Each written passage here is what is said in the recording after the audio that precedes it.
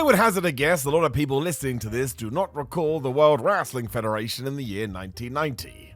Maybe you didn't even know it was called the WWF. I am old. To improve your knowledge, though, and get you up to speed, hello, I am Simon from WhatCulture. Thank you for stopping by. Why not hit that subscribe button? And yeah, this is 10 things you didn't know about the WWF in 1990. Number 10, the Ultimate Warrior wrestled Phil Collins. Man, this is going to take some explaining. So Phil Collins was indeed the front man of pop band Genesis, as well as an individual artist in his own right. So one day when he was making a video for a song, he had an idea. Why not tap into wrestling?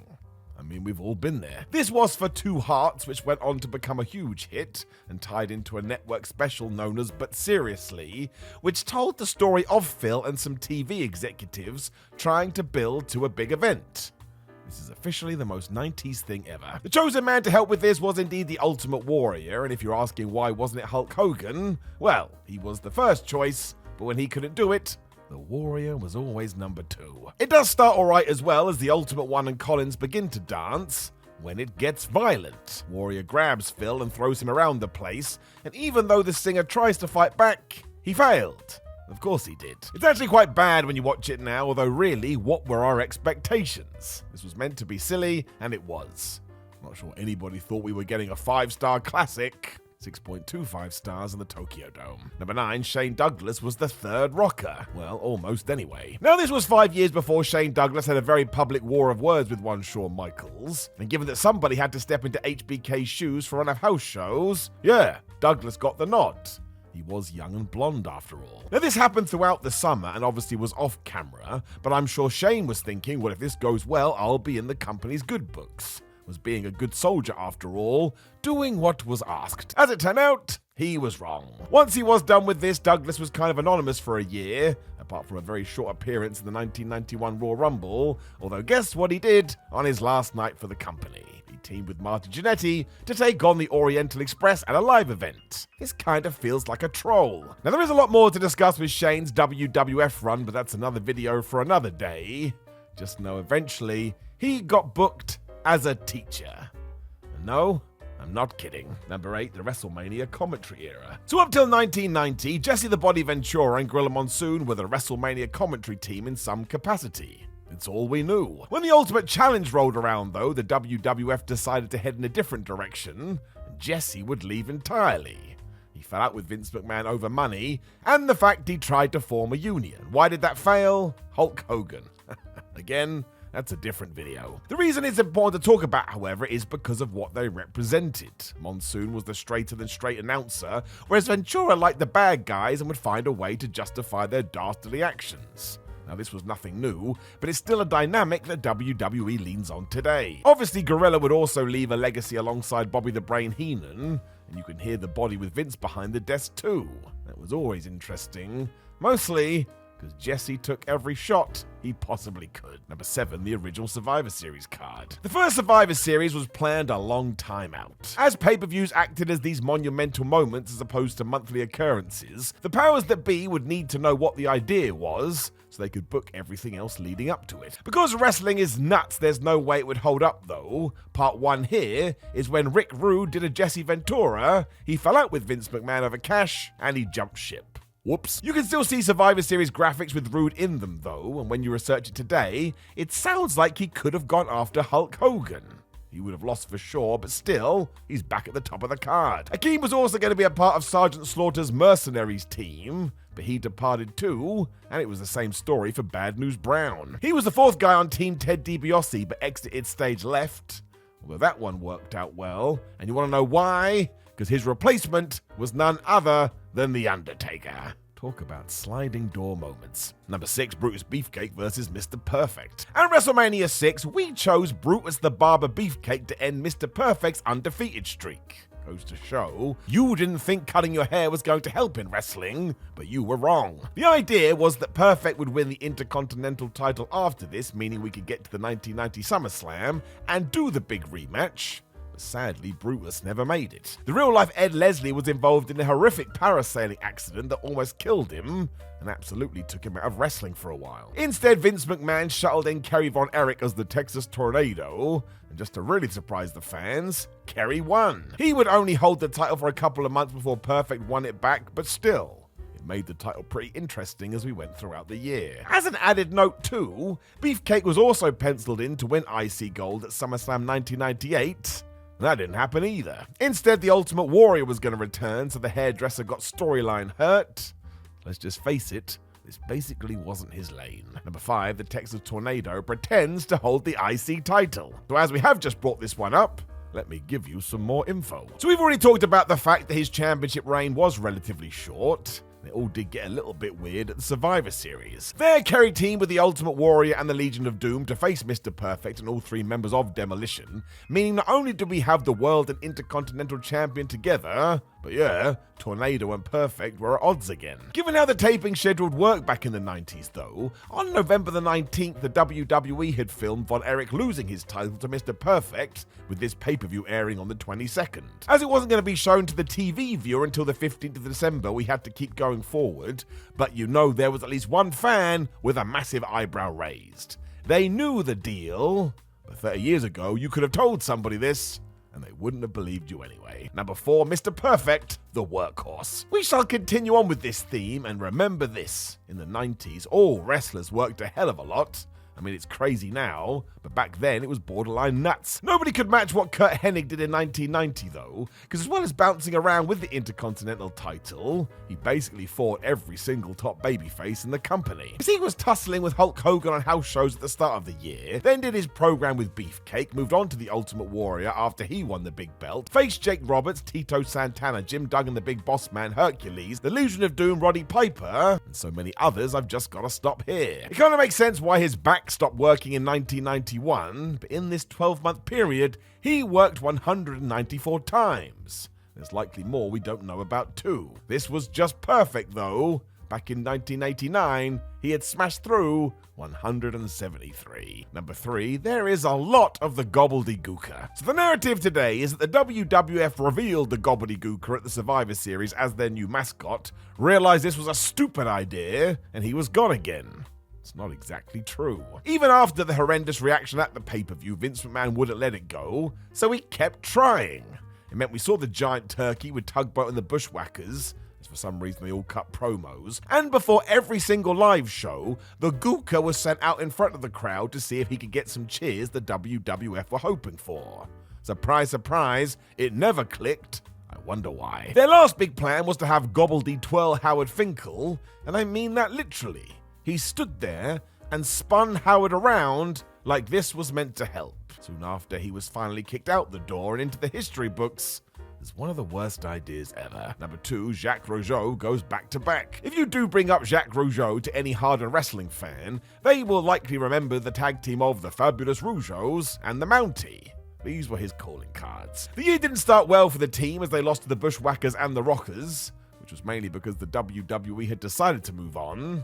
They wanted to do something different. It meant Jack vanished from TV, when from nowhere we started to get these vignettes for none other than the Mountie. Yep. It saw him harassing Canadians because he took his job way too seriously, and we weren't trying to pull the wool over anybody's eyes here. Vince McMahon on commentary would just tell us this was the same guy. What the flub is he doing? There was a story too, because apparently Jacques wanted to reclaim some law and order in his own life. I can't lie, I absolutely loved it. I mean, do you remember that jailhouse match with the Big Boss Man? I watched it over and over again as a kid, and even today, it makes absolutely no sense. Number 1, Vince McMahon says no to The Undertaker, and almost changed the course of history in the process. Now that Mark Calloway has retired though, he's thrown the baby out with the bathwater, and is happy to talk about anything, including how his life almost went a different way, and that he almost never had the iconic run that he did. We've already talked about how he debuted at the Survivor Series, but on his 6 Feet Under podcast,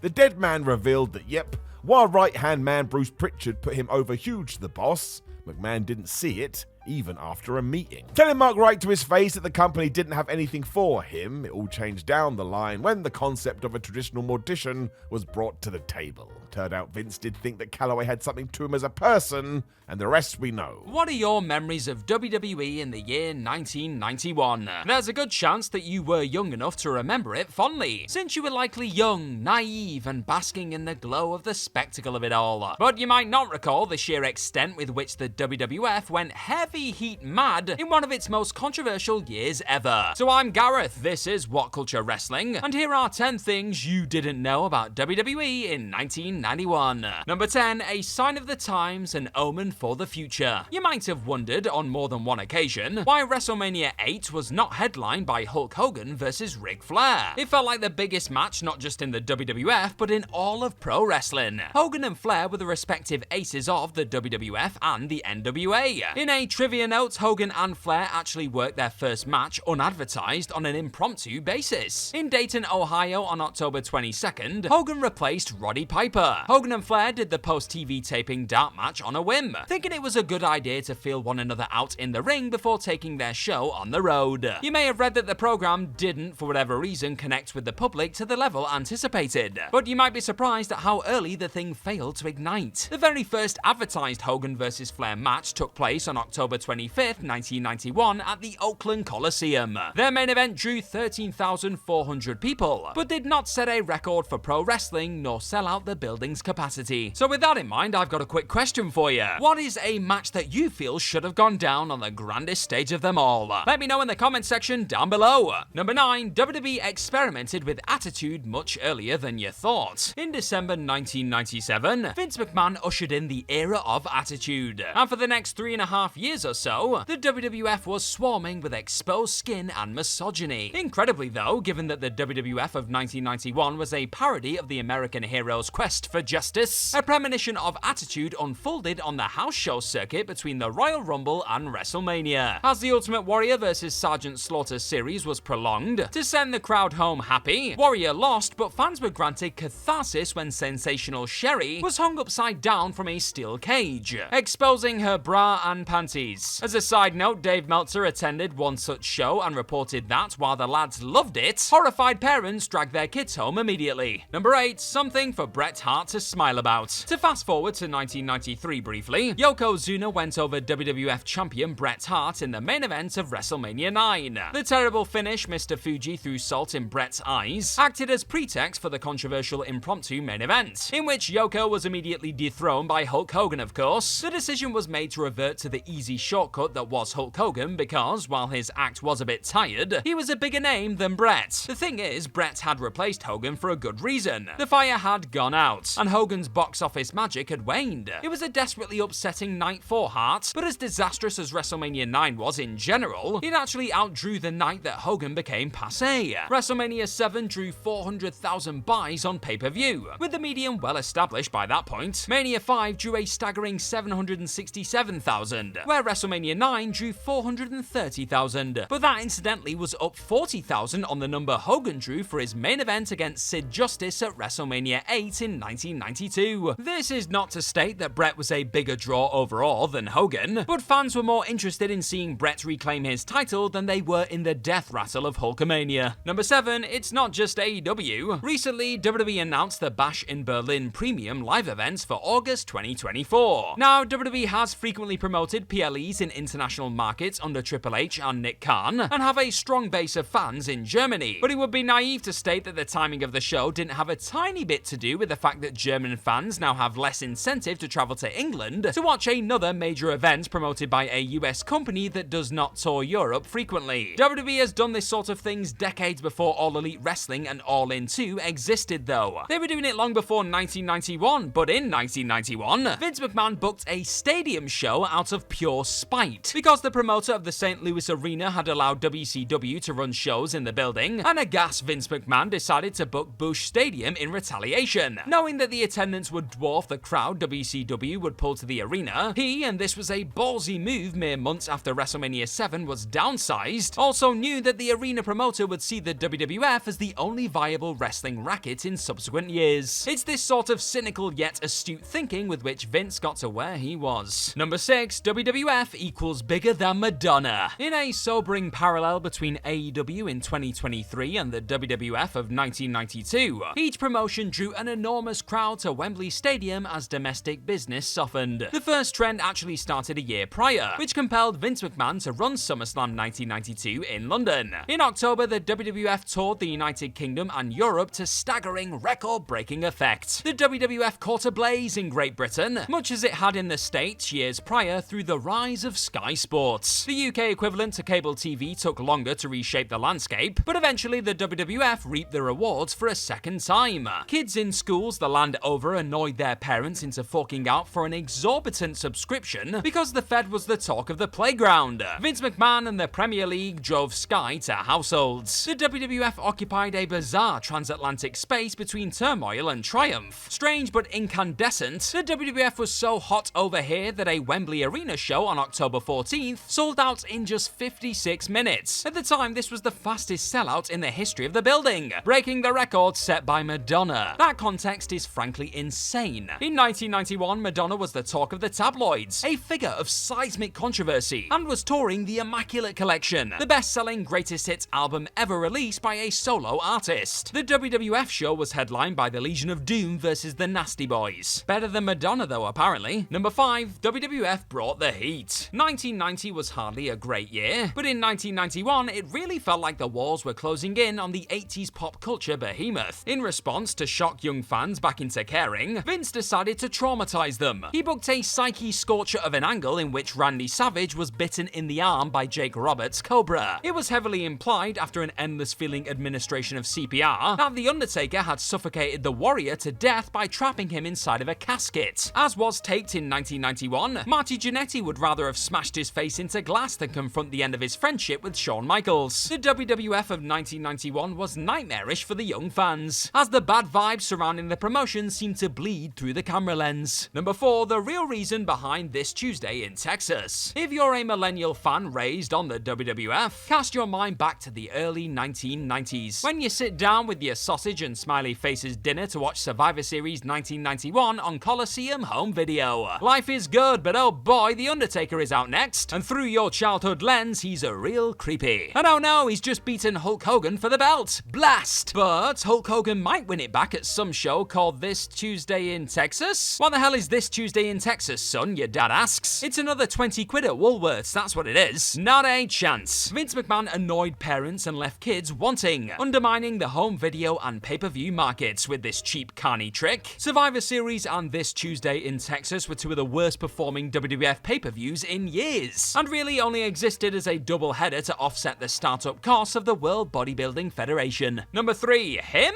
Sergeant Slaughter, to huge controversy, was repackaged as an Iraqi sympathizer in 1991. The idea was to whip up a patriotic fervor amongst the public. He would get behind Hulk Hogan in huge numbers as he restored justice. The theme of the match was a total farce, almost kitsch looking back on it now, but it was somehow almost worse. Bruce Pritchard claimed on his Something to Wrestle pod that Tugboat was discussed internally to play the role of American Turncoat and work Hogan in the main event of WrestleMania 7. Better yet, though this must have been a rib, Bruce contended that he would be named Chic Tugboat. How was that going to be the name? An anthropomorphic boat that hated America nearly headlined WrestleMania. Number 2, it was actually class. The WWF was rightly savage for exploiting the Gulf War as the key selling point of WrestleMania 7, and karma gave them the old 10 punches on the top turnbuckle. The thing is, the period between the Royal Rumble and WrestleMania was actually strong, ignoring all that, and since hundreds of horrific world events have unfolded since 1991, a dim, calloused memory, it's a lot easier to watch it all in retrospect. Randy Savage entered an incredible heel performance at the Rumble, which in collaboration with Pat Patterson's superb knack of booking finishes, linked together the two main attractions at Mania 7 brilliantly. Savage almost tripped over Warrior. He was so intense and desperate to mess him up, and he absolutely nailed him with the scepter shot to hand Sergeant Slaughter the title. This set up both Slaughter versus Hogan, which was serviceable, a bit long but very, very loud, and Savage versus Warrior. Hefty, unique, super dramatic, and indelible spectacle in and of itself, and a backdrop to one of the most moving angles in wrestling history. WrestleMania 7 in general was the best Mania up till that point, and wasn't bettered until 10? The Jake Roberts versus Rick Martel blindfold match was as silly as it was deafening, and in the Rockers versus Haku and the Barbarian, and heartfelt Foundation versus Nasty Boys, the WWF delivered what was then the best pair of tags in Mania history. The former was a dynamic spot of escapology on the part of Shawn Michaels and Marty Jannetty, where the latter was a blinding way of getting heat on the heels. Number 1, the Dave Meltzer versus WWF blow-up. In 1991, the year of war in the WWF, a battle broke out between the promotion and Dave Meltzer of the Wrestling Observer newsletter. A letter was written to Dave's then editor concerning a story Meltzer had written. Meltzer reported that Hulk Hogan was sent by the WWF to visit troops in Saudi Arabia in a bid to strengthen his public image, before the tour was throttled by the US Defense Department. The WWF vehemently denied that, claiming it was all at the behest of the USO. In response, Meltzer noted that somebody within the WWF had told him, prior to the letter being sent, that WrestleMania 7 was set to be the biggest ever. Sergeant Slaughter was set to burn the flag, which would position Hogan as the ultimate babyface patriot. And as part of the push to build interest in the event,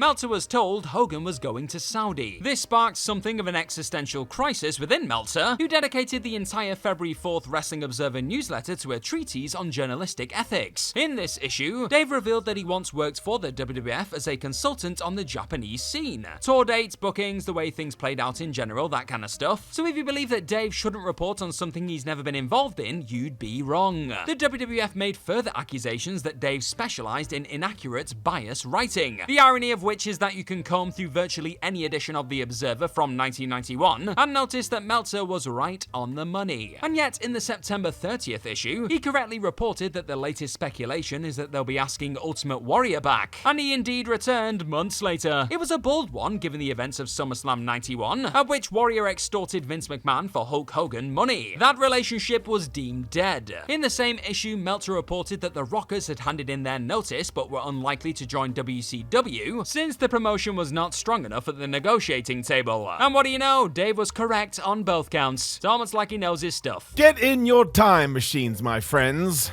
We are heading back to 1992. A lot of time for pro wrestling as the WWF was trying to pick a lane after the rise of Hulkamania. There was a ton going on under the hood, and that's what we're getting into today. So sit back, grab a Tamagotchi or something. This is 10 things you didn't know about WWF in 1992. Number 10, Jake Roberts' Mega Heat. WrestleMania 8 is our focus here, which is sort of historic looking back on it now. The Undertaker defeated Jake Roberts, which would soon be part of his fabled undefeated streak. At the time, though, there were some murmurings that Roberts wasn't too keen on this idea, and therefore people got mad at him. Jake has talked about this since and clarified it wasn't the case. He just wanted to make sure the match was special, not just another random fight on the card. Therefore, as the two were going at it, the man with the snake told the dead man to smash him with a tombstone outside the ring. And I tell you, Vince McMahon and other officials didn't like that. After all, it wasn't the original plan. This was WrestleMania. The flub are you doing? The rage backstage was even more intense after this, although Roberts admitted one foot was already out the door. And yeah, later that year he went to WCW, but still, this wasn't a moody problem. He just wanted to be creative. Number 9, Bret Hart almost goes to WCW, which would have been a terrible idea. World Championship Wrestling was in for a mad few years. The Hitman's deal did expire in January 1992, though, and as any good businessman would, he started negotiating with everyone, and if word is to be believed, World Championship Wrestling was keen for him to come across with the Intercontinental title in hand. This would be in response for what the WWF did with Ric Flair and his World Championship, but look, that was never going to happen. The Nature Boy doing that caused a right stink. As we know, Bret decided to re-up with Vince McMahon anyway. Thank goodness he did too, because think about what would come next. His feud with Brother Owen, everything with Steve Austin, the Undertaker program, the match with Diesel, all the Shawn Michaels madness. It is unthinkable that these would be erased from history. So kudos for those involved in getting it done. That is not a world I want to live in. Number 8, Roddy Piper made history. Do you want to know why Roddy Piper faced the Mountie for the Intercontinental title at the 1992 Royal Rumble? Because friend Bret Hart fell sick. So within 48 hours, the Canadian policeman defeated the Hitman for the belt on a house show before challenging the Rowdy one at the weekend. What a week that is. Piper was able to win the damn thing too, which also set him up to make some Federation history that night. As he had competed here and later walked out for the Rumble match itself, he became the first guy to pull double duty on this pay-per-view. He went 34 minutes in the multi-man bout too before getting thrown out by Sid Justice. Quite the shift. Of course, a few years later, wrestlers having one-on-one contests and then entering the Rumble became commonplace. But remember this, nobody did it before Roddy. Number 7, Survivor Series had a WWF first. If anybody ever mentions Shawn Michaels versus Bret Hart, we all go to the Montreal Clash in 1997. That makes sense, but given that it was decades ago, it feels like a disservice. These guys had plenty of other matches which also banged. The fight from the 1992 Survivor Series is one of these, and it does have some history attached to it. As Bret made Shawn quit to the sharpshooter, it counted as the first ever company pay-per-view headliner that ended with a submission finish. So there you go. There's also rumors out there that HBK asked Hart to go a touch slower in the ring during this, as he didn't feel like he could keep up. As he wanted to put his best foot forward, Hart agreed, and the goodness was splashed all across the screen. I shouldn't have said it that way. Of course, 12 months or so later, this would not be a problem for Michaels at all. If anything else, it was everyone else telling him to slow the hell down. Number 6, SummerSlam in London came late. Before All In 2023, nothing could touch a wrestling show in the UK that wasn't dubbed SummerSlam. The 1992 event was a spectacular showing, mostly done as the WWF was struggling in the USA, so they spread their wings to take advantage of their overseas markets. Smart. This ties in as well because Vince McMahon didn't decide to hold it in Wembley until June 1992, which yes is only 2 months beforehand. Originally slated for Washington DC, Vince just didn't believe they could sell enough tickets, so given that England was a hotbed for the World Wrestling Federation, why not do it there?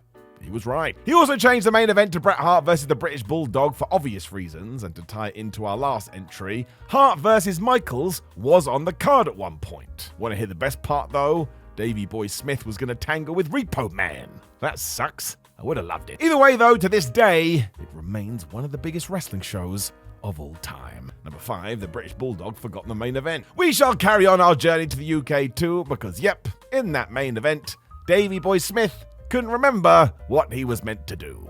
Oh no. Bret only found out about this on the day too, because the British Bulldog had spent the last 24 hours partying like an animal, so all other information had vacated his brain. This is why watching the match today is so damn amazing, because Hart is quite literally walking his brother-in-law through the whole thing. Even today, Bret says he considered this feat as one of his greatest because nobody had a clue. It's near perfect. If it was anyone else, this could have been a disaster, and even if it had fallen apart, nobody would have blamed the Hitman. He was so good at his craft, however, he dug down and made it happen.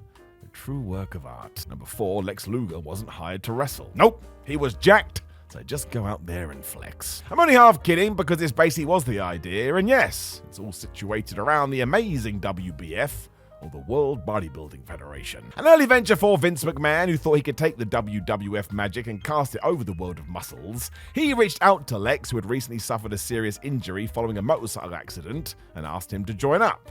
Luger was going to be the poster boy for his brand new creation. Lex was fine with that because let's face it, he loved hitting the gym when there was one small snag. By the time Luger had recovered, the WBF was dead. That's right, nobody gave a damn about it. Worked out fine as Lex simply went back to wrestling and became a massive star throughout 93 and 94. But that wasn't the plan when he signed in 1992. It was all going to be about that front double bicep. Number 3, local TV spoiled the show. So this one is all sorts of crazy. Let's get into it. Ric Flair was DQ'd when he shoved a referee while trapped in Bret Hart's sharpshooter on a 10th of October 1992 house show. It of course meant the Hitman won, but as it was a disqualification, he was not permitted to become WWF champion. Them's the rules. For some reason though, a local TV outlet ignored that and just said Bret had won the belt. But wait, that's not true. Now they didn't know this, but Hart was actually penned in to win the title at a house show 2 days later, so the WWF was furious because by accident the result had been spoiled. Other stations jumped on the bandwagon too, so there was no stopping this now. And given this is one of the biggest championship changes in years, a lot of people were left in a grump. Still, look at it this way, they're lucky they don't live in today's world. Everything, as well as how we all felt about the thing, would have been out there in minutes. Number 2, Sid Justice says, I don't want to be Hulk Hogan. So bear with me 1 second, for I shall explain. When Vince McMahon first saw Sid Justice, he was very excited. I mean, look at the guy. This was exactly the type of dude Vince wanted in the WWF. It was perfect timing as well, because in 1992 we needed a top new babyface, so why not give it to Sid? Well, I'll tell you why. Because Mr. Justice said no. That's right. For whatever reason, he didn't see himself as a super good guy, but even then, The biggest promoter in the world was giving you the keys to a car, and you decide to walk. If you fast forward to 1996, this gets even weirder, as Sid was going out of his way to be a babyface during a feud with Shawn Michaels, where he was meant to be the heel. It's all so confusing. To be fair, maybe Justice just knew what a poisoned chalice this was. The Ultimate Warrior had been given this mantle 2 years earlier, and it had gotten so bad, the Warrior was never the same again. You still think he would have wanted to know, though?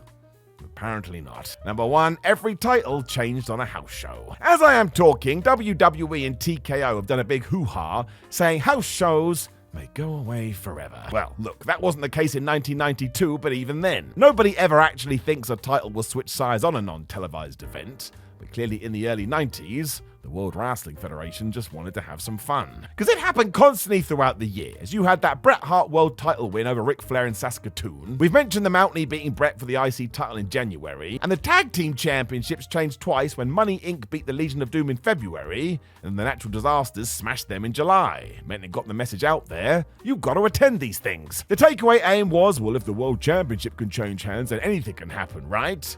And that was true to a point. I mean, it was still very much a rarity, but still, if you're looking for that these days, I don't want to be the bearer of bad news either, but all things considered, there's a good chance WWE never does this again. Back in 1993, the WWF looked like this, and I look like this. We've both changed a bit since. 1993 birthed Raw, made history at every turn, and even saw The Undertaker drum up one of the most ridiculous excuses ever ahead of Survivor Series. With that in mind, I'm Adam Wilborn from WhatCulture, and these are 10 things you didn't know about WWE in 1993. Number 10. 60% of Rumble entrants left by 1994. Back in 93, it was still the WWF, of course, and the F presumably stood for fired. 30 workers jogged down the aisle in Sacramento, but many wouldn't be long for WWF rings. In fact, by the time calendars turned to 1994, no less than 60% of the Rumble entrants had left the company completely. Think about that for a second. 18 wrestlers under contract in January of 93 were scrapped 12 months later. Check this out for a list. Ted DiBiase, Ric Flair, Mr. Perfect, Papa Shango, The Nasty Boys, The Natural Disasters, Max Moon, Tenryu, Skinner, Coco Beware, The Berserker, Terry Taylor, Damien Demento, Carlos Colon, El Matador, and Repo Man, sorry Simon Miller, were all gone. It just shows the turnover Vince McMahon's roster was going through as it struggled to reclaim old peak Hulkamania era magic at the box office. Number 9. The curious Royal Rumble poster. Speaking of turnover, January's Rumble had plenty of that before the pay-per-view even aired. A quick glance at the original poster shows just how much things changed between November and bell time. Take a gander at some of the mugs here. Do you see anything strange? The Ultimate Warrior, British Bulldog, and Nails were all featured, but all three had been fired by McMahon long before the Rumble happened. Warrior and Davey Boy Smith were sent packing over human growth hormone packages, and Nails was canned for attacking Vince over his SummerSlam payoff. Other absentees included Crush, who was selling kayfabe injuries following an attack from Doink the Clown, and Kamala, who was mysteriously absent, but likely selling, well, death after his casket match loss to The Undertaker at Survivor Series 1992. Gorilla Monsoon did mention Kamala when Giant Gonzalez ambled to the ring mid-rumble, but that was about it for the originally scheduled poster boy lot. Card subject to change and all that. Number 8. Yokozuna cut Mania 9's headliner short. It's always amazed me that the massive Yokozuna could shift for such a big lad. I mean, at times, Yoko moved with the grace of somebody half his size, but it does make sense that carrying all that weight was tough to do the longer a match went on. So sometimes Yoko just decided to go home early. That happened during the main event at WrestleMania 9, and yeah, Bret Hart wasn't too chuffed. The Hitman was doubly annoyed at Yokozuna for sprinting towards the finish because it meant some of his best spots were left on the cutting room floor. Hart had a point to prove to Vinnie Mac, but his plan was left in tatters. It's unclear just how much time was actually shaved, but it was certainly enough to annoy Hart. He wanted to show the boss that sticking the WWF title back on Hulk Hogan was a major mistake. Yoko, meanwhile, was knackered and fancied hitting the showers. Number 7. WrestleMania's nixed Japanese crossover. Originally, WrestleMania 9 was supposed to feature some Japanese crossover with the War promotion headed by Genichiro Tenryu. He was meant to wrestle on the show himself, and Vince McMahon even told the media during a presser shortly after the Royal Rumble that WWF stars would also wrestle in War soon too. That didn't happen until May of 94, and Tenryu didn't appear at WrestleMania after all. It's unclear what match the Federation would have had in mind for him. He'd worked approximately a 13-minute spot in the Royal Rumble before being eliminated by The Undertaker, so maybe he was in the frame for a bout against the Dead Man if Giant Gonzalez fell through, wasn't ring ready, or didn't have such a spectacular outfit come April. There's also a chance Tenryu might have worked against someone like Razor Ramon if the Bob Backlund effort didn't occur, or perhaps McMahon had some kind of wall showcase in mind for the undercard. It will forever remain a mystery. But who would you have booked him against? Let me know in the comments section below. Number 6. SummerSlam made WWF history. August SummerSlam 93 marked the first time a WWF pay-per-view aired without either Randy Savage or Hulk Hogan on the lineup. Both mega powers had dominated company pay-per-views ever since the mid-80s, but McMahon and Lieutenants were keen to finally move on as time crept closer to the mid-90s. SummerSlam also made history for other reasons, namely it was the first one in this series to happen without even one title change on the card. More specifically, it ended a run of IC title switches, the belt that changed hands on every SummerSlam between 88 and 92. Lex Luger's big night was more memorable in the long run for the lack of Macho Madness or Hulkamania, and this trend would continue until Hulk wrestled on the 2005 show against Shawn Michaels. And what a match that was. We've mentioned it a fair bit on this channel, which, by the way, if you haven't done so already, you should subscribe to, and make sure you ring the bell to be notified when new stuff comes out. Number 5. Hulk Hogan's last match was in August. Most fans think Hogan finished up after putting Yokozuna over for the WWF title at King of the Ring in June, but that is not strictly true. Post King of the Ring, Hogan went on a tour of dark matches and house show bouts before finally wrapping up his commitments in August. He was still hanging around the place mere weeks before SummerSlam 93 took place, but he wasn't showcased on TV. His last hurrah ended up coming with a disqualification victory over Yokozuna on the 6th of August in Sheffield, England. Things could have been even bigger too, because Bruce Pritchard has long maintained that the tour was initially booked with Hogan as champ in mind. The iconic legacy star was taken off TV and pay-per-view once he dropped the belt, but the WWF was only too happy to use Hulk's name value as a dangling carrot for fans in Europe. After that, he left wrestling for a while before showing up in WCW the next year. Number 4. Hogan went Hollywood in 1993. The 22nd of February 1993 edition of Raw was another low-key episode until this mad bollocks happened. Hulk Hogan appeared in a backstage sit-down interview with Vince McMahon, but he wasn't clad in traditional red and yellow attire. Instead, Hogan donned some soon-to-be familiar black and white colors. Although it was an Ico Pro shirt he was wearing, Hulk's look had a distinctly NWO vibe to it before that was even a thing. Fans definitely weren't used to seeing their hero rocking this look on WWF TV. It felt alien, and it's somewhat of a surprise that Vince didn't insist on his poster boy wearing something, anything, red or yellow, to sell his return to screens. Hogan went Hollywood long before WCW had that thought. Number 3. Shawn Michaels genuinely quit. Ex-rocker and breakout single star Shawn Michaels had always been a bit of a wild child behind the scenes. By 1993, though, things were on another level. Shawn failed a drug test in September, seriously narked about it, and ultimately decided to tell the WWF to beat it shortly afterwards. Yep, HBK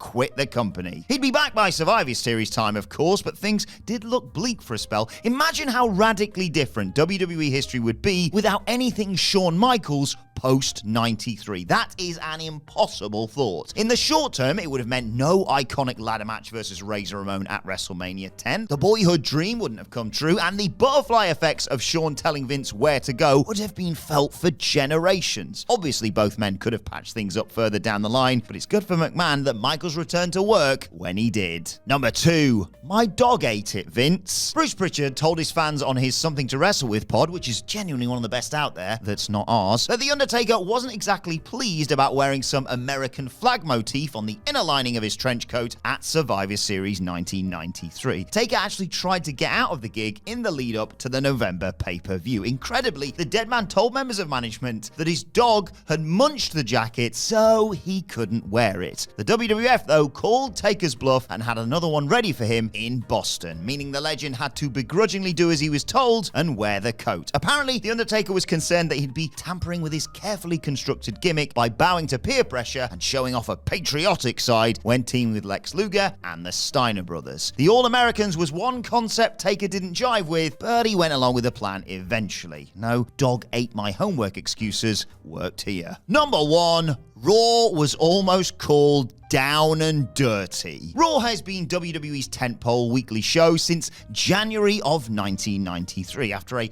lukewarm start, the show became regularly must-see and has survived countless ups and downs, shout out Miller again, since. Even the name is iconic. So, about that. The WWF didn't have a clue what to call their new product at first. Bruce Pritchard once revealed that the earliest premise for his new primetime show was that it'd be uncut, uncooked, and uncensored. At one stage, someone suggested it'd be down and dirty, but everyone agreed that would be tough to market and wasn't all that punchy. Down and Dirty was Raw's first working title, though, and things could have been so different had Vince McMahon welcomed everyone to the premiere of WWF Down and Dirty in the Manhattan Center. That doesn't sound like the kind of name that would have lasted over 30 years. From the first few flickers of the new generation, to a certain future icon secretly making their debut against a bad guy. Here are those things you did not know about WWE in the year I was born. Hi, I'm Gareth, this is WhatCulture Wrestling, and here are 10 things you didn't know about WWE in 1994. Number 10, Hulk Hogan is gonna feature all over this list, but not once did he do that for WWE. This itself was a first since 1983. But 1994 was also the year a frankly incredible and likely never to be repeated streak was broken. It was the year Hulk Hogan neither won, lost, nor held the WWE Championship for the very first time since his inaugural reign kicked off a decade earlier. He defeated the Iron Sheik in January 1984 in a run that ended in 1988. He won it back in 1989, lost in 1990, won and lost in 1991, was stripped of it ahead of the Royal Rumble in 1992, and controversially scored his fifth reign in 1993 before departing from the company in the summer. By then, his time-traveling days were behind him, as was a WWE legacy Vince McMahon moved fast to minimalize. Hogan wrestled just 24 matches across the year, which reflected the lightest full-time schedule he'd had since breaking into the industry in 1977. None of them were for McMahon, of course. Aside from the WCW dates, he also worked for New Japan Pro Wrestling at the Tokyo Dome on January 1st. Away from his prior World Wrestling Federation comfort zone, he was starting the year as he meant to go on,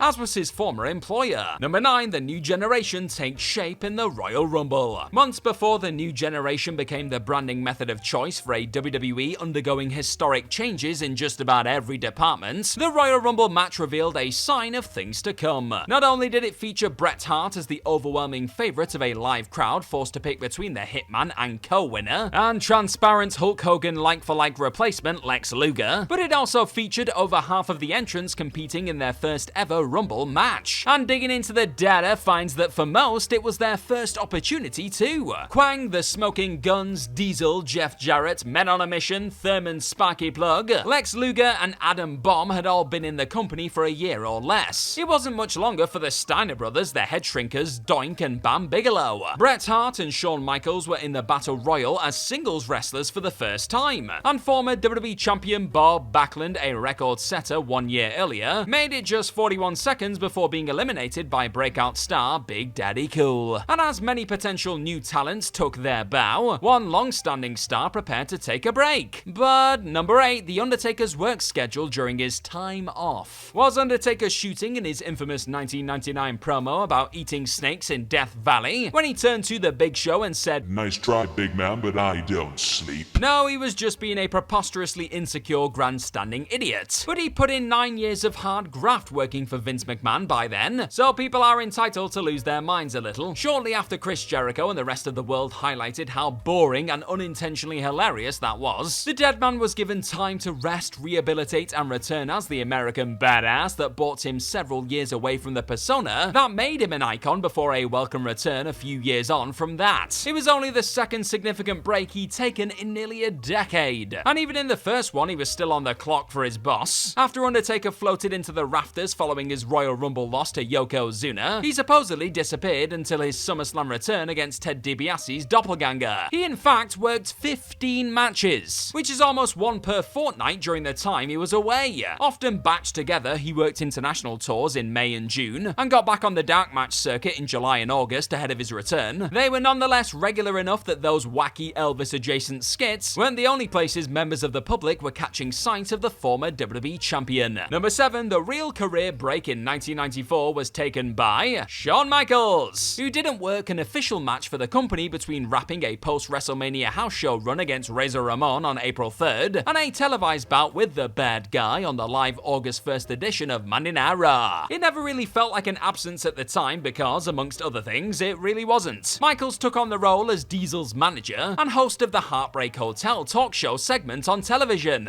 and wasn't shy of taking the odd big bump when the story required it. But matches were off the menu for a bit as he enjoyed his own sizable break after over 6 years of grinding for Vince McMahon. Kevin Nash credited his friendship and working relationship with the Heartbreak Kid with getting him ready to carry the company on top in 1995, not least when he got to be ringside for Michaels vs. Ramon matches that were allegedly as good, if not better, than their WrestleMania 10 classic. The aforementioned Raw Firecracker made a great case in point. But before we get to that, I want to ask you a quick question. What's your favourite Shawn Michaels match ever, baby? You let me know in the comment section right down below. Number 6, Vince McMahon used Monday Night Raw to toast his not guilty verdict. On August 1st, Monday Night Raw was all the way live, and Shawn Michaels and Razor Ramon contested one of the best WWE matches of the year, as if to remind viewers of how the new generation marketing campaign did have a grain of truth, even if it predominantly existed to separate the company from Hulk Hogan and WCW. Worked at a killer pace between the clique mates ahead of Ramon and Diesel's Intercontinental Championship match at SummerSlam 1994, the match was fundamentally everything great about the company distilled. The commentary across the night was not. Obviously deliriously happy to have been found not guilty of the charges brought against him by the United States government, specifically the 2 counts of distributing steroids and one of conspiracy to distribute steroids, Vince McMahon was back on commentary and in a fantastic mood. Though it wasn't in keeping with his on-screen persona to gloat, he had no problem with colour analyst Randy Savage doing that for him. "Welcome back, Vince McMahon," Savage bellowed, before later adding that Razor would annihilate Shawn just like Vince did the US government. 1, 2, 3, not guilty. It was the start of multiple references to trials and injustices against innocent people, and even extended to McMahon's defense team getting name-checked on air. At one point, McMahon chuckled and exclaimed to a giddy Savage, "You're on a rare form tonight," almost as if he wasn't feeding the Macho Man the lines himself. Oh yeah, and just a quick one, I want to thank you right now for watching this video today, and if you like what you see, then go and click on that subscribe button down below. Number 5, the controversial aftermath of an all-time great match. The legendary WrestleMania 10 ladder match between Shawn Michaels and Razor Ramon might not have been the first of its kind, despite the company's attempt to canonize that whenever they weren't feeling charitable towards Bret Hart, but it did revolutionize it, opening the possibilities for exactly how one could work beyond the simple act of climbing, creating a template so robust that it remains in place today, despite the overuse and bastardization of the stipulation itself. It was a bona fide classic, but it did commit one cardinal sin, that it ensured an almighty bollocking for HBK and the bad guy when they got backstage, rather than a round of applause. Longest tenured veteran Macho Man Randy Savage loudly and aggressively chewed them out for going over their allotted time. And it wasn't just their indulgence he was targeting, a 10-man tag had to be cut from the show to save time. And Savage fumed that 10 colleagues had lost their share of a pay-per-view payday because 2 had coloured outside of the lines. He let them have it, reminding them that the business of the business still came before the show. And that wasn't Randy Savage's only big locker room statement that night. Number 4, the WrestleMania 10 conclusion was Randy Savage's idea. Indeed, Hulk Hogan was the ghost at the feast for much of 1994, it being the first full calendar year since Vince McMahon took control of his father's organization that he didn't wrestle and feature prominently. But his absence and thus his presence could be felt lurking over WrestleMania 10. The event that was 10 years in the making was missing the main man that had featured in the main events of the first 9. There was no ignoring his place in history, but a fellow company figurehead that had shared several of those spotlights with the Hulkster was determined to drive the push for the new star to get his rightful spot. As commentator during Hogan's hijacking of Bret Hart's WrestleMania 9 moment, Randy Savage spoke constantly of the respect he had for the Hitman. Savage was willing to show and tell 1 year later. It was supposedly Randy that suggested and called for the locker room celebration when Bret lifted the gold for a a second time. And mid-party, the Macho Man could not have done any more with his body language to let Madison Square Garden know that the pink and black attack was every bit the suitable replacement for a departed Orange Goblin. Number 3, less than 1 year after winning the WWE Championship, Hulk Hogan was matched alongside the start of civilization, effectively, to really illustrate what exactly the new generation was in contrast to days gone by. WWE produced a series of adverts that might have been charming if they weren't so bilious in the background. First using cars and failed attempts at flight in contrast to Speedway clips and Concorde, respectively, the company then threw up clips of 70s/80s greats to go up against the likes of Diesel, Jeff Jarrett, Owen Hart, and Roddy Piper, as examples of how 1994's crop of stars left the lads from the past in the dust. One of the lads was, of course, new WCW centerpiece Hulk Hogan. The hypocrisy was laughable. He'd been Vince McMahon's choice over his new starlet Bret Hart precisely 12 months earlier, but now he was presented as a relic alongside the likes of Andre the Giant, Ivan Putski, and the Iron Sheik. Giant had passed away in 1993, but the latter pair both worked novelty contests for WWE in 1997, 4 years after this trailer aired, and one into Hogan's business-transforming stint as a Hollywood heel. Number 2, the end of an even longer era. Back in 1990, WrestleMania and indeed WWE had said farewell to Jesse Ventura, bringing about the end of his iconic pay-per-view pairing with Gorilla Monsoon. By 1994, it was also time to say goodbye to the other half of that partnership. Monsoon covered the King of the Ring and Survivor Series in 1994, but both events were as substitutes for Vince McMahon and Randy Savage, respectively. In the case of the latter, Savage's WWE departure was such a surprise that Monsoon wasn't even really the ideal seat filler. McMahon always worked best with a heel and a color analyst, and Monsoon typically served neither purpose. Nonetheless, it served as his final pay-per-view commentary spot ever. Despite holding down regular spots at the desk on third-string television shows, he mainly moved into kayfabe admin. He famously served as the on-screen WWE president between 1995 and 1997, ahead of making his final on-screen appearance before his passing at WrestleMania 15 in 1999. And number 1, Jeff Hardy started at the very top. Well, sort of. Between wrestling on trampolines at county fairs and coming together to form Omega, the organization of modern extreme grappling arts, as young hopefuls, the Hardy Boys' journey from the backyard to the big time has been well documented. But all of that practice served them well enough to be the most popular jobbers on the WWF circuit. And at just 16, as far as officials knew he was actually 2 years older, Jeff Hardy got the opportunity to lose a painful squash to Razor Ramon when the original victim couldn't make the show. The future charismatic enigma's real name was protected too. Instead, he took on the alleged name of the absentee and went by Keith Davis for the one and only time in his career. The match can be seen in all its glory on the June 6th edition of Monday Night Raw, but it was actually taped on May 23rd, the night Jeff's brother Matt suffered his own squash loss to Nikolai Volkov, and the rest was never dull history. 1995. We all have 1995.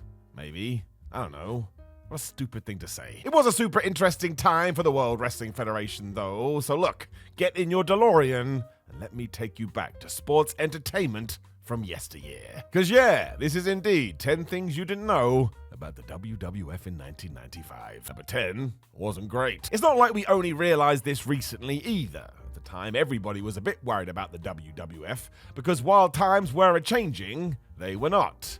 In fact, it very much felt like Vince McMahon was stuck in his ways. And look, there was still magic here. Even when Bret Hart was feuding with Hakushi and Pierre Lafitte, it was top-tier stuff. Shawn Michaels and Jeff Jarrett were killing it. And the Hitman also went on to have kick-ass matches with the British Bulldog and Diesel. That big sexy clash especially is wonderful. If only everyone had worked with Nash like this. The problem, though, was basically everything else. The In Your House Great White North pay-per-view was so bad, McMahon was genuinely annoyed afterwards, and even gimmicks like Doink the Clown had been reduced to fart jokes. And sure, maybe do one here and there, but it was honestly all the damn time. Everybody also had to be tied to some sort of a job, so we just had constant nonsense, and even kids, the WWF's aimed audience, were rolling their eyes. Bad is bad, my friends. Even children know this. They're not idiots. Well, some are. It's a different video. Number 9, Vince McMahon stepped aside as the booker. Yep, it happened, but it was so short we don't talk about it. Because eventually Vince realized maybe he did need outside influence, so for 2 weeks, he gave up his big chair to none other than Bill Watts. Now, trying to explain Mr. Watts in one video is impossible, but no, he was at one time one of McMahon's greatest rivals, and somebody who totally believed in old school wrestling. He was a genius at one point in time, but as we do know, times move on. This had been proven once before when WCW brought him in, but years later Vince thought he would try, and yeah, it was the same old madness. Bill didn't even want wrestlers punching each other with a closed fist. His greatest error was the angle he did with Shawn Michaels and The Undertaker, however. In October, he decided they should be attacked by a group of masked men, so you were just going to have to tune in to the show the following week. McMahon definitely did not feel the same, because when he saw this, he flipped out, re-edited the whole thing, and told Watts to go away and never return. No one ever got a chance again until 2022, and his name was Triple H. Think of that. Number 8, Jeff Jarrett's first offense. Do you remember when the WWF bought WCW and we had the Raw Nitro simulcast? One of the big talking points was Vince McMahon firing Jeff Jarrett right away. There was a reason for this. The story most point to is in 1999 when Jeff held Vince up for money at a pay-per-view and then did indeed leave for World Championship Wrestling. Thing is, it shouldn't have been a massive surprise. Jarrett had done it once before. Of course, it happened in 1995 and was a big shock because Double J was on fire at the time. He was knee-deep in a story with the roadie about who really was the talented singer of the two, and when the company decided to pull the trigger too early, he left. Yep. I'm sure there were other frustrations too, but it was still crazy and made headlines all over the place. Jarrett did go to WCW, and that was okay. Kind of feels like in hindsight, he should have stuck with the original plan. Number 7, WrestleMania sabotage. I'm sure most people listening to this know about Shawn Michaels in the 90s. HBK himself has spoken about it, and yeah, he was having a tough time, and that manifested itself in very problematic ways. What really matters is he went away and got the help he needed. A good lesson for us all. It sort of underlines how talented he was, because even though Shawn was a locker room tyrant, he was so good in the ring, Vince McMahon basically tolerated it as best he could. That is some level of skill. This knew no bounds even when it came to his buddies, because just go and watch his match with Diesel at WrestleMania 11. With the roles underlined that Kevin Nash would be that year's megastar, it would seem that Michaels got a little bit of a bee in his bonnet about it, and kind of went into business for himself. I mean, he was meant to be the bad guy, but he did whatever he could to get in the good books of the crowd. There was also the much-discussed powerbomb he took at the end. You can go see it right now. And Shawn takes this so weirdly, almost landing on his feet, he left the idea out there, but maybe, just maybe, he did this on purpose. The bout itself is actually very good, but you do need to keep an eye on the speed of the Heartbreak Kid too. If you think he's trying to gas out Kevin Nash, yes, I think he was. Number 6, that Marine incident. Shawn Michaels got beaten up in a bar on the 13th of October 1995. This wasn't a storyline either. It happened. We just don't know what the exact deal is. The give and take is that HBK tried it on with a lady without realizing her partner was a member of the Marine Corps. This guy, along with 8 of his buddies, then waited for Michaels in the parking lot, and they whipped his ass. This narrative came from Post-Standard writer Mike McAndrew, who in his book The Storytellers places the number at about 5 attackers, whereas former tag team partner Marty Jannetty said it was more like 1 dude.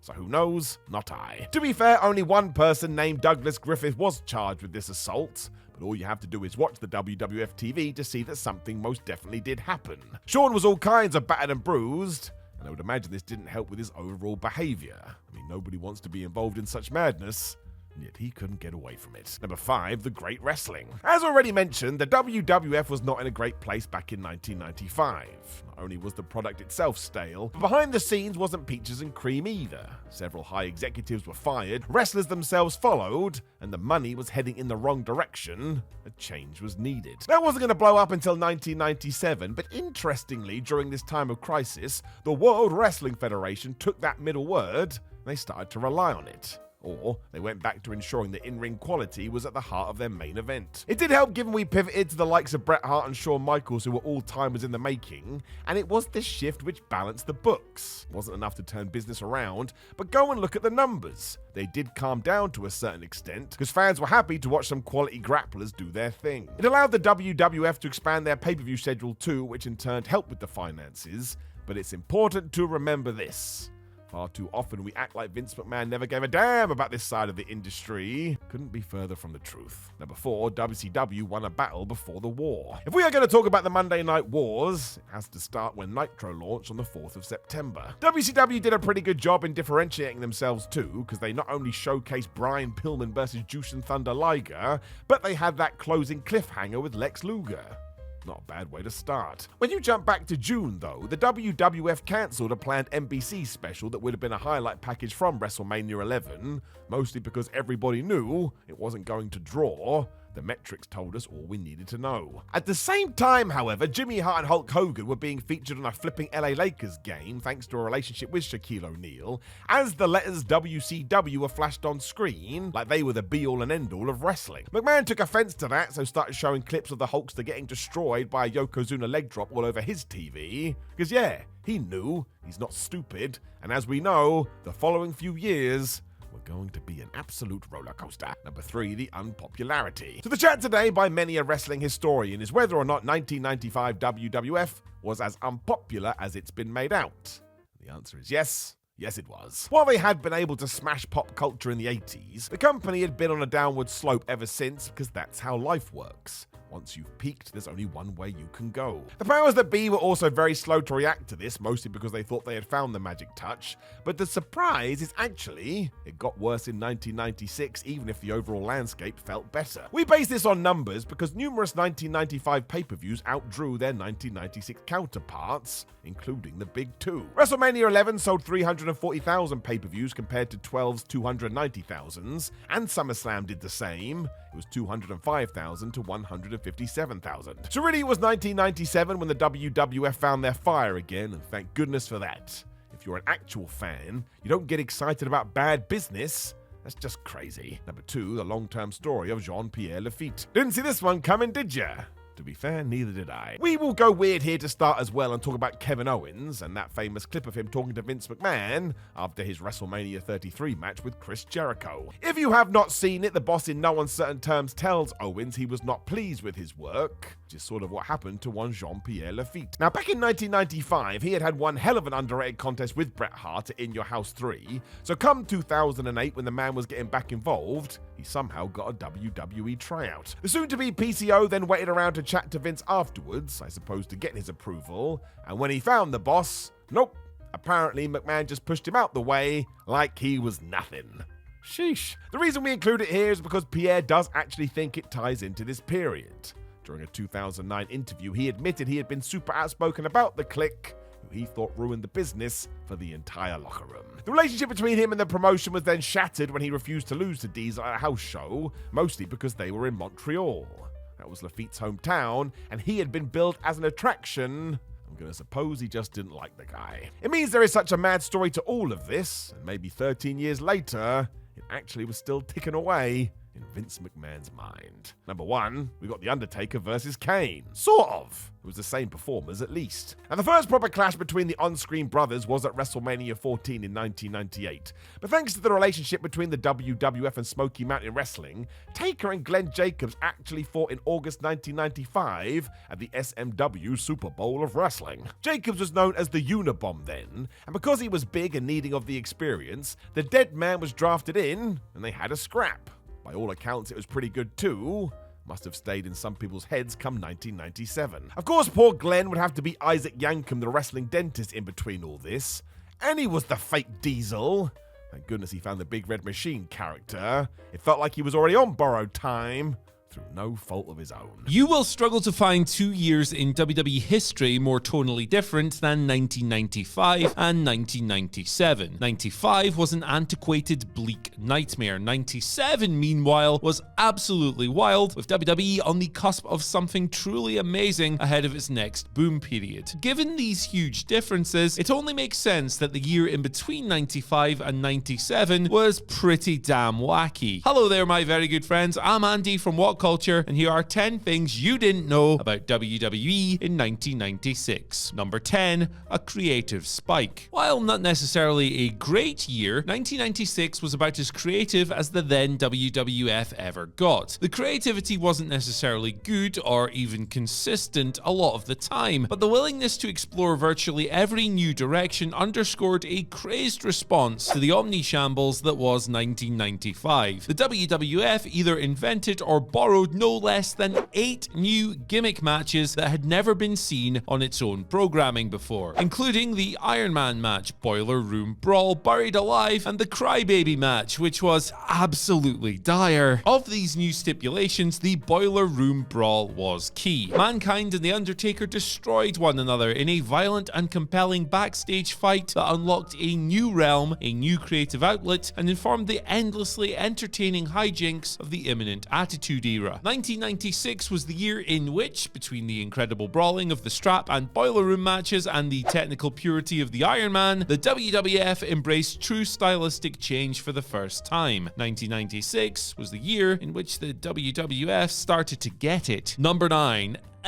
About that Iron Man match. The WrestleMania 12 main event is canonized by WWE to this day as a classic, a true highlight reel moment in the career of Shawn Michaels. The promotion of the match has trickled down to the fandom. It routinely makes and ranks highly in lists of the best matches ever. Now, wrestling is very subjective, as is every single art form on the planet. So this list entry right here isn't something along the lines of trying to tell you that the match was actually bad, even if subjectively the match was actually boring until the last 15 minutes. But you go ahead and try watching this one back today and tell me it's one of the best things you've ever seen. You simply can't. Before it unfolded, decades before Edge versus Randy Orton at Backlash 2020, the WWF practically guaranteed you'd see the best match ever as Bret Hart locked up with Shawn Michaels. It wasn't even the best match in WWF that year, but again, that's an opinion. It is a fact that about 99.9% of the time, evidence of a great match or a popular/over match is echoed by the crowd reaction and the sheer mind-melting extent that they are into it. That's called psychology, brother. On that front, Bret Hart versus Shawn Michaels in the Iron Man was something of a failure because the crowd were dead. In another indictment, many were leaving the arena as the match unfolded. VHS viewers could tell which color the seats in the arena were, and Dave Meltzer, who attended live, wrote in an edition of the Wrestling Observer newsletter that, and I quote, "To say they were leaving in droves would be an overstatement, but there were probably a few thousand empty seats by the time the match reached its climax." Number 8. The original plan for Shotgun Saturday Night. In 2002, knowing that it was obscenely difficult to strike a halfway decent TV deal, NWA TNA had the idea of airing weekly pay-per-views as a compromise and a bid to generate more money than a series of house shows. It didn't work. Well over a year before Vince McMahon formally introduced the Attitude Era with a verbose speech that basically amounted to, "We're gonna do car crash TV with breasts," the WWF wanted to launch something similar. It didn't work either. The idea was for the WWF to air a risque 1-hour weekly pay-per-view aimed at the adult audience. This bid to capitalize on ECW's underground momentum, or maybe rip it off, ultimately manifested as Shotgun Saturday Night, which premiered as a TV show in January 97. Shotgun was exciting and creative, if not exactly great TV, but it was quite tame. You have to think, away from stricter standards and practices, that if the weekly pay-per-view model did amount to anything, it would have been much more edgy. In a neat trivia note, when Dave Meltzer relayed the story in an August edition of The Observer, he said the internal word within WWE was that the Saturday specials would, and I quote, "push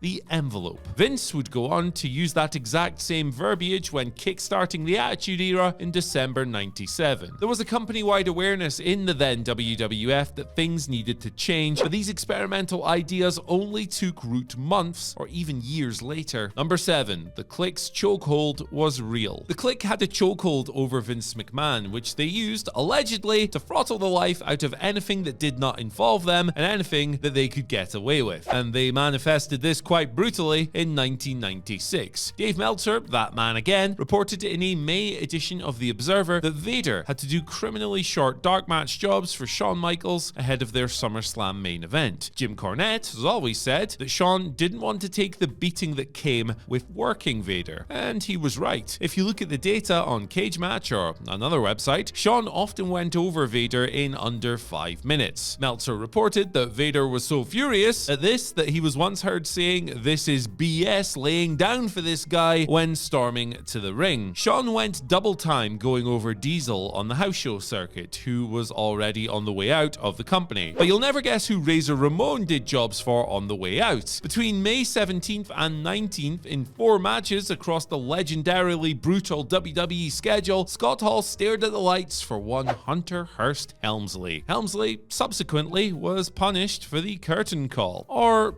was he? Number 6. The Triple H narrative was fake. In May, when Diesel and Razor worked their last matches for WWE at a Madison Square Garden house show, each member of the Clique broke kayfabe by banding together, face and heel alignments be damned, and bowing out. The curtain call is a Mandela effect phenomenon in and of itself. Somehow the idea has taken root in some circles that Triple H was squashed by the Ultimate Warrior at WrestleMania 12 as a punishment for his role in it. But this simply cannot possibly be true, considering WrestleMania took place before the curtain call. And if Vince McMahon could see into the future, he'd have probably made a phone call to the Wall Street Journal at some point. Moreover, the curtain call was apparently some huge transgression that incensed every corridor of Titan Towers. But again, that's not true. Measured against everything else, it was actually pretty tame by the Clique's standards, although Triple H was apparently punished as a fall guy to pacify some old head road agents. But the truth is, he was barely punished at all. The curtain call happened on May 19th, and Hunter dethroned Intercontinental Champion Mark Merrow in October. Yes, Hunter didn't win King of the Ring that year, but it was only delayed by a year, and his punishment, quote unquote, lasted a whopping 155 days. There were no firm plans to actually punish the guy. It was just an exercise in optics, and a half-assed one to boot. Number 5. The real explanation for the Ultimate Warrior Mania squash. As established in the previous entry, Ultimate Warrior did not squash Triple H at WrestleMania 12 as a result of an etiquette breach committed 2 months earlier. So why did it happen then? The truth is, Triple H wasn't remotely over with the crowd by WrestleMania. WWE hadn't pushed him with the same conviction they had in the months after his debut, and while he was hardly a jobber, with the collapse of the territory system really being felt, WWE wasn't exactly overflowing with options in '96. So Warrior no-sold the pedigree. He didn't even kick out at 1, he just popped up, hit his signature moves, and went home. The match was originally booked to be a more competitive back and forth, but that didn't work for the Warrior brother. Per the April 22nd Observer, Warrior vehemently refused to do anything that would help Helmsley, which is both funny and a fascinating snapshot of the politics at the time. As corrosive as the Clique were, Vince McMahon was always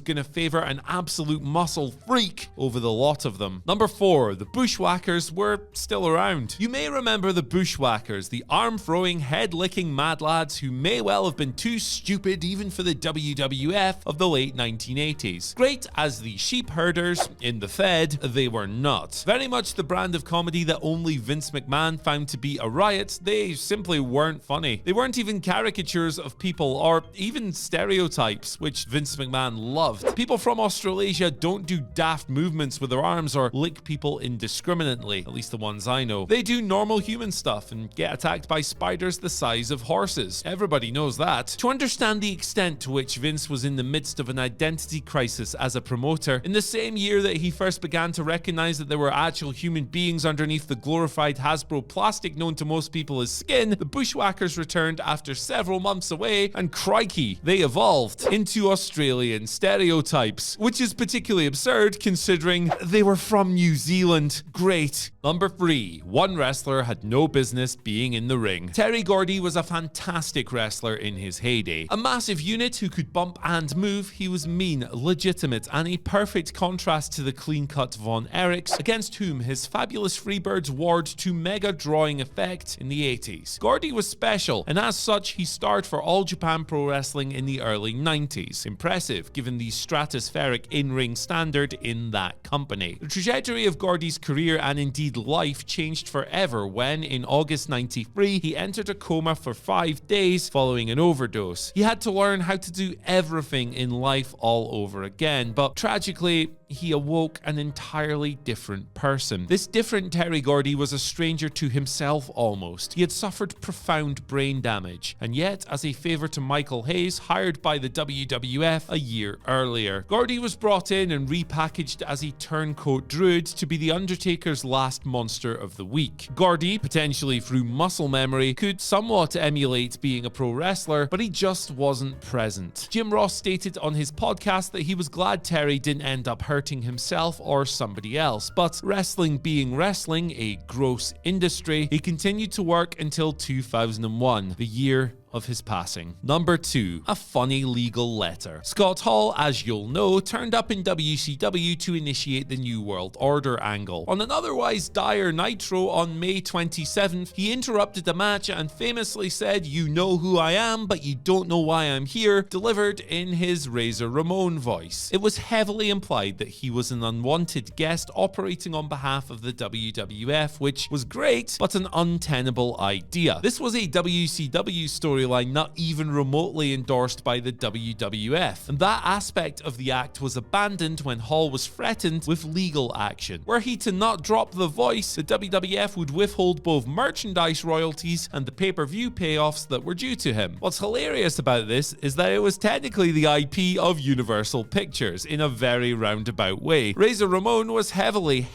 inspired by Tony Montana, the lead character in 1983's Scarface, but Vince McMahon simply hadn't seen it. Scott Hall quickly started speaking in a voice almost indistinguishable from his own, but the sheer ignorance and hypocrisy of the legal threat was really funny. And number 1, the irony of tribalism. You can prefer one wrestling promotion to another. It's almost impossible not to do that, given that that's how taste and preferences work. But you can't, or at least shouldn't be, a demented loyalist without at some point looking foolish. Last year, for example, in 2023, WWE fans questioned why AEW had allowed MJF to perform with a torn labrum. Meanwhile, to use just one example, Rey Mysterio in WWE worked through a serious knee injury for several months. The worst AEW fans continue to insist that WWE does not care about wrestling when Gunther exists. WWE fans, meanwhile, will say that blood is bad when Vince McMahon himself bled more at Survivor Series 2003 than Jon Moxley ever has. AEW fans will bury WWE for criticizing their fan base, while Tony Khan recently told his fans to put their money where their mouth is and stop whinging, and so on. Tribal WWE fans, which is absolutely not to say all of them, mock Tony Khan's recurring huge announcement gimmick. And rightly so. It's getting pretty annoying now, Tony. But those type of WWE fans don't know the half of it. The WWF promoted the returns of the fake Diesel and fake Razor Ramon with more hype than AEW's First Dance, and that is barely an exaggeration. Tony Khan could hype an important announcement for a full month, reveal that he had signed Ryback to a 35-year contract, and it still wouldn't come close to Vince McMahon's desperation in the autumn of '96. From Warrior Returns to the backstage heat sent a one-of-a-kind superstar's way. These are all the fascinating things you likely didn't know about the world of sports entertainment in the wacky year of 1997. And before you ask, no, Montreal will not be discussed here. It's time we all moved on, yeah. So I am Gareth, this is WhatCulture Wrestling, and here are 10 things you didn't know about WWE in 1997. Number 10, a UFC finish to a WrestleMania main event. A far more captivating storyline conclusion to a Bret Hart-Shawn Michaels match instead of the real-life one everyone remembers. Bret Hart revealed the violence he had in store for their WrestleMania 13 rematch before it was canned after HBK lost his smile. Speaking years after the event, he said, "I had an idea where I was gonna, if you could visualize like it's like a 30-35 minute match, me and Shawn would have tore the house down with a really great match, and the place is going crazy. Basically a duplicate of the Iron Man match all over again. But we wouldn't go the full hour again. I wanted to do a thing where Shawn was stomping his foot, getting ready to give me the big kick, and I'm in trouble like I'm pulling myself up from the ropes on the other side of the ring, and Shawn goes to give me that big kick as I stagger over to him, just like at the Iron Man match, except this time I would take Shawn's foot, catch it in the air and get him to the ground, and put some kind kind of shoot hold on his foot and break his foot right in the middle of the ring. I wanted Shawn to tap out like they do in UFC, where it's like when they break somebody's arm, they tap out pretty fast, and everyone jumps in and it's a very serious kind of thing. I wanted to break Shawn's foot and then they hand me the belt, and I would have gone over and stand over the top of him and go, F you. A future-friendly finish for the day. Bret's idea of a flash victory would still be a white-hot moment all these years later if it had happened, not least with one detail he omits from the story. Rumours abounded that the company were thinking about creating a prosthetic attachment to Michael's boot to accentuate the snap. Delightful. Number 9. The births of the triple threat. Though wrestling historians can chart specific instances of three-way matches dating back to the 50s and 60s, they were rare enough during the 1980s mainstream explosion years that they felt like bizarre innovations in the last decade of the 20th century. WWE, as was often the case, was slightly behind the curve here, waiting until 1997 to mimic and/or enhance the WCW and ECW attempts from years prior. The triple threat was exclusively a one-fall deal rather than hell to elimination rules, and 1997 played host to the house show, television, and pay-per-view rollout of the gimmick. Oddly, the only way was down though. A series of Shawn Michaels, Psycho Sid, Bret Hart house show matches early in the year were well received, and if one dark match later released to the public is anything to go by, well worked. A June Monday Night Raw Intercontinental Championship bout between Owen Hart, Goldust, and Triple H was less successful. The faction leader match between Farouk, Savio Vega, and Crush at Ground Zero in Your House was a botch-laden disaster too. That undermined all 12 men involved with the feud rather than just the trio in the ring. And after talking about all this triple threat stuff, I'm curious, what is your favourite triple threat match of all time? Throw it in the comment section down below, baby. Number 8. The Dead Man Takes a Dive. Superstars might have gone the way of the dodo as WWE embarked on an era that would change their trajectory forever, but the wrestlers themselves were taking more and more risks with their characters in line with the grand philosophical shift. Physically, they weren't afraid to make changes too, and no one wrestler embodied both mindsets more than one of the men that had been there the longest. Undertaker's return at the 1996 Survivor Series was more than just a rebadge in a Batman outfit and pretend teardrop too. On commentary, Jim Ross was at pains to point out the Dead Man using a drop toe hold and working with a little more pace and poise than fans had been used to over the prior half-decade. It all fed into him becoming WWE Champion once again at WrestleMania 13. And on the road to the show of shows, he worked to prove his worth with a jaw-dropping new aerial assault. The image you're looking at right here, taken from the March 10th and debut edition of Raw is War, saw Undertaker step into and leap out of the War Zone with a tope con hero into Vader and Mankind. It was clumsy and clunky, but all the better for it. An out-of-character move should be, and The Undertaker had never looked less like the 1990 vintage. Number 7. Rob Van Dam's Road Dogg Problem. Rob Van Dam gained the awesome Mr. Monday Night nickname from his brief flirtations with WWE in reality and storyline in 1997, but the ECW man went on to stay with the group until its 2001 closure after marking his cards with Vince McMahon. Alongside Sabu, things went south for Van Dam in a hurry. Sound familiar? But mostly because he was bold enough to fight for his gimmick rather than sell it out on a Saturday show. As per Dave Meltzer's Wrestling Observer report from the week in question, both Sabu and Rob Van Dam were apparently causing major problems backstage at Raw. Sabu complained about having to do a double count-out finish with Funk. Van Dam was supposed to have a match with Jesse James on the Shotgun Saturday Night taping, where Lawler would interfere and cost him the match. Van Dam complained that him losing to James would be like Bret Hart coming to ECW and losing to one of their jobbers. Unsurprisingly, this led to a ton of heat being sent RVD's way backstage. Lol. Van Dam wasn't wrong, but as far as the WWE higher-ups were concerned, he'd lost the argument and a potential job. Number 6. The truth behind the commission. The Truth Commission were a rule-proving exception when WWE went faction daft. After the Nation of Domination had helped Farouk briefly reach top-line status in mid-1997, Savio Vega and Crush were given their own splinter groups, with Los Barracudas and the Disciples of Apocalypse respectively. The year ended with D-Generation X ruling the wrestling world, taking credit for running a Hart Foundation stable out of the company that had, up until November, helped elevate babyface rivals up and down the card.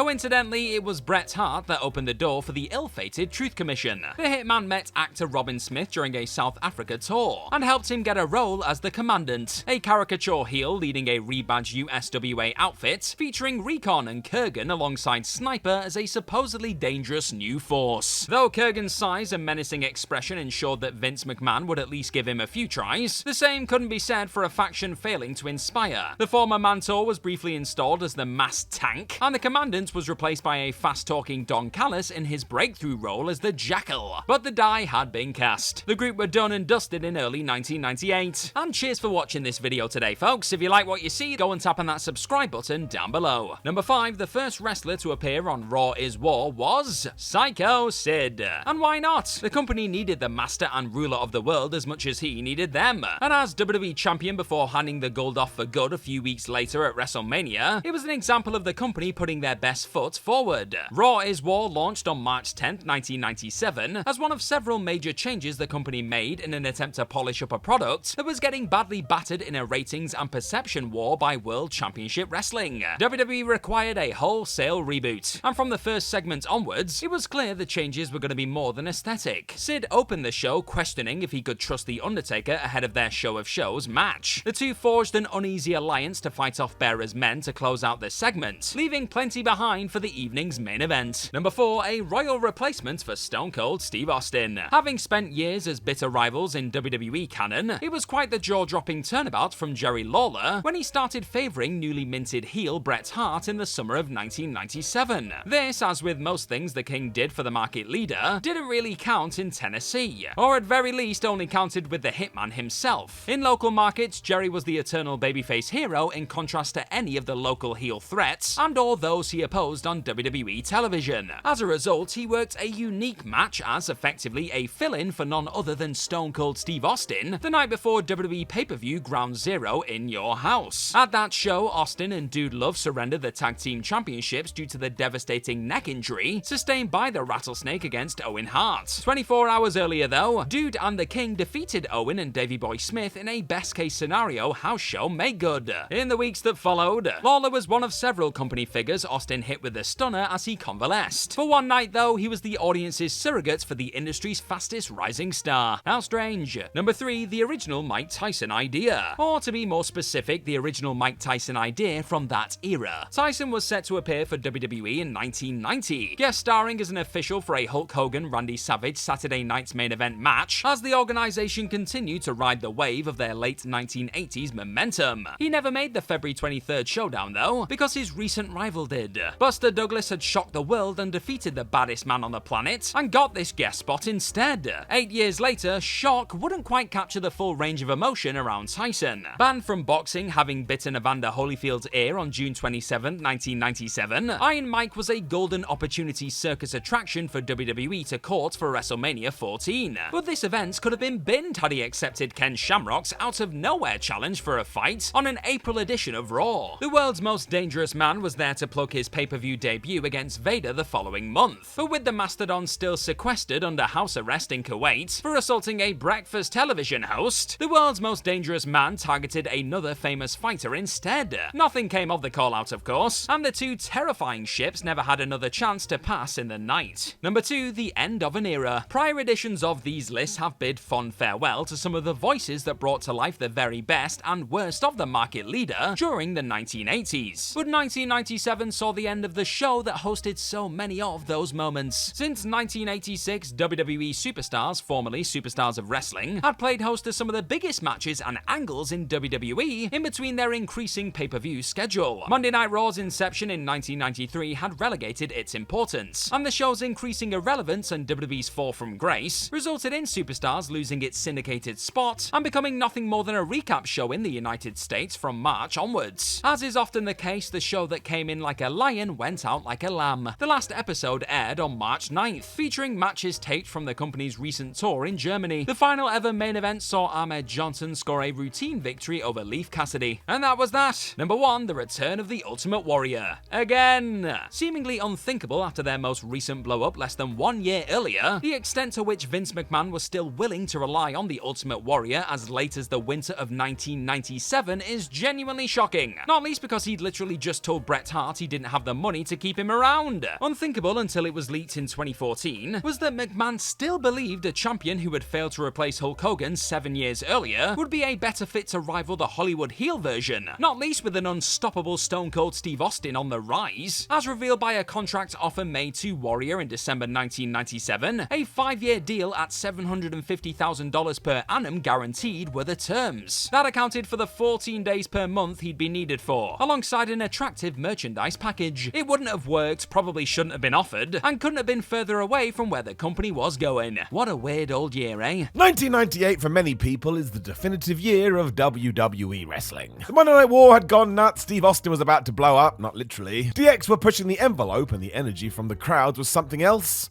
We were on the cusp. It did mean a lot went under the radar too, though, so let me give you some trivia to use down the line and prove to everyone it's you who is the #1 sports entertainment nerd. But here is 10 things you didn't know about WWE in 1998. Number 10, the Quebecers reunited. If we're talking about 1993 and 1994, the Quebecers were running wild. They were a serious tag team when they decided to go to WCW in 1996. That didn't really work out before, they gave it one last go 2 years after that back in the WWE. Jacques and Pierre didn't even have to wear their Mountie uniforms, as I think Vince McMahon knew we'd move past that. But they were still Super Canada and faced the Godwins of all people at No Way Out. They were relegated to a dark match before WrestleMania 14, when shortly after that, they were let go. I suppose because the tide had turned and WWE only wanted pairings that were going to swear and sometimes get naked. The Attitude Era in hindsight was super weird. Number 9, the NWA was all over the TV. Which seems wild, right? 1998 WWF seems so focused on its own successes, you'd assume an odd story feud with the NWA would peter out quite quickly. But no. Somebody was clearly into this. Jeff Jarrett was indeed the NWA North American champion, though, with the Rock and Roll Express holding the tag team titles, and they were all over Raw. The Headbangers even defeated the Express on such a show to win these belts, before losing them to the new Midnight Express.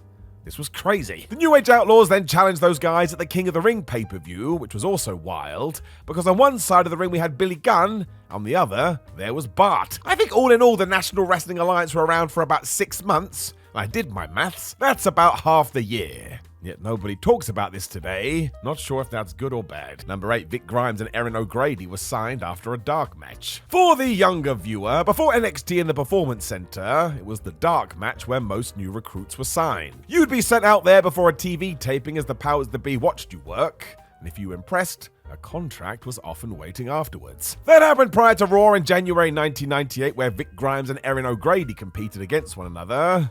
Yeah, they did all of the above. This was likely down to the fact that in all pro wrestling they had taken on the David and Goliath roles, so they knew what would probably click, and they were right. Grimes didn't do much of anything other than get involved with Droz and Prince Albert before finding infamy with that crazy bump he did outside of the WWF, but I think you'll actually be far more aware of Erin. He got a brand new name when he hit the main roster and became none other than Crash Holly. All things considered, the man did all right. Number 7, the Outlaw Rule was formed on Raw. We do not need to highlight wrestling rules all of the time. Unless you're working a comedy match in Japan, for example, you can't bring a gun to the ring, and don't try attacking the fans. None of this is going to work out well for you. Something that had clearly gone through the cracks was what could happen in a tornado tag match, however, as the New Age Outlaws exposed this when facing the Legion of Doom and the DOA on Raw. As it was just a melee, the Road Dogg laid down and let Billy Gunn pin him, meaning even though they lost, they also won. Can't lie, that was a creative idea. WWE officials were less than impressed though, so a new rule was actually brought in, and yes, it was called the Outlaw Rule for obvious reasons. From now on, in such a stipulation contest, you were not allowed to pin your own partner. Although really, while we are having this conversation, kinda feels like you should have locked that one down already. Number 6, Yokozuna was gonna come back. If he lost weight. Do not rewrite the story. In the early 90s, the most dominant WWF champion was Yokozuna. He wasn't just another big man, but was a huge dude who could move like he was half the size. He had the respect of everybody because of it. His last WWF outing came during a loss to Steve Austin during the SummerSlam free-for-all, as Vince McMahon had told Zunes that he had to go and lose weight.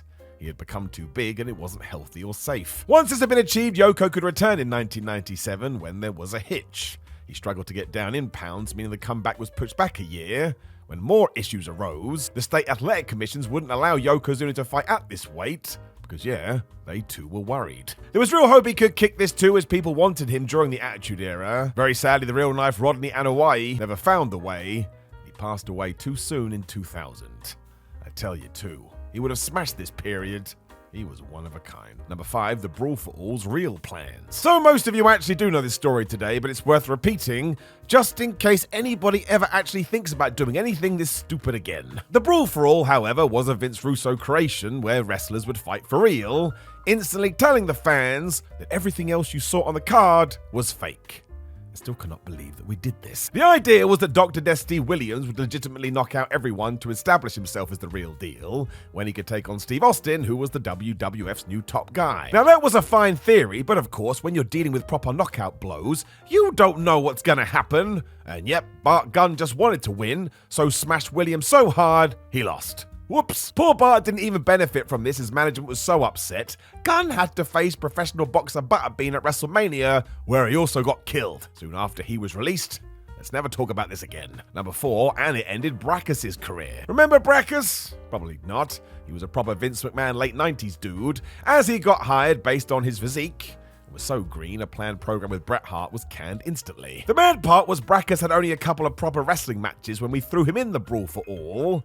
I suppose because we couldn't find anybody else who would actually say yes. I don't think he was clued up properly though, as he didn't realise this was a full-on scrap and sort of went all work shoot with it.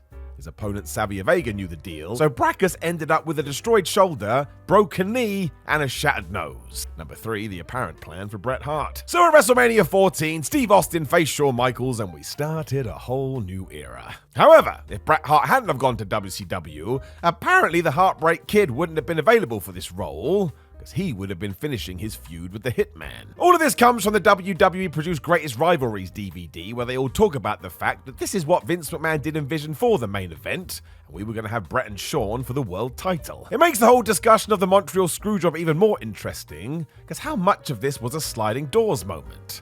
If Hart doesn't go, does that mean Austin doesn't get his break? We don't know. I suppose now we don't really have to worry about it. You'd also have to figure that once we got through all that, the Rattlesnake would have still gone all the way to the top when we could have properly finished the Steve Austin-Bret Hart feud. So let's stop thinking about this. It actually makes me feel quite sad. Number 2, WCW was a ratings machine. I don't want to get into the 83 weeks thing because we get it. WCW went on a massive run and then fell off and died. I mean, it's sort of true, but also not. It did get far more competitive once Raw had clawed its way back. But if we look at 1998, Nitro had a ton of victories in this regard. It basically became tennis as one side would win and then be knocked off their perch 7 days later. And of course, this was the year WCW went all in and put Goldberg versus Hogan for free on television. Of course that was going to explode. For your knowledge, the last occasion did come on October 26 when Nitro beat Raw with a 5.1 rating to a 4.5. Admittedly, from there though, well, we know everything was going to spontaneously combust. Number 1, Shawn Michaels was only meant to be out for a year. Yep, that was the timetable WWE officials were working with and how long they thought HBK would be out. We knew the injury was bad, but even then, we undersold it. Michaels talked about this long ago on the Steve Austin podcast and how it took crazy physio from the Royal Rumble to Mania just to keep his bones working. He thought he could still get away without surgery, which is why Shawn did return as the commissioner for a while. And as we know, that didn't last. Come 1999, he was opened up, and many thought that was it. Retirement was here. We all know the rest, thank goodness, but yes, this went from, oh, he'll be fine, to he's done so fast. So always remember that wrestling is super dangerous, and that you should respect these people.